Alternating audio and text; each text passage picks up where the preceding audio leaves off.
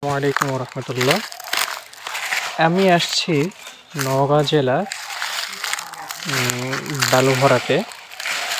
তো এখানে একটা অনেক পুরাতন একটা বটের গাছ রয়েছে, যেটা অনেক শুনেছি প্রায় 200-250 আগের বটের গাছ।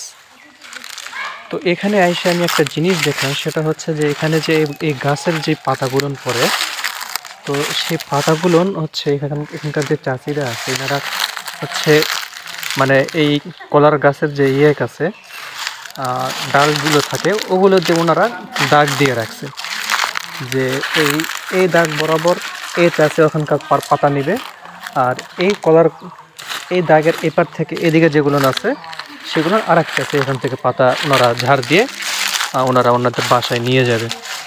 তো বিষয়টা একটা অন্যরকম লাগলো যে পাতা নিয়ে এরকম করে হচ্ছে বাউন্ডারি দেওয়া আছে।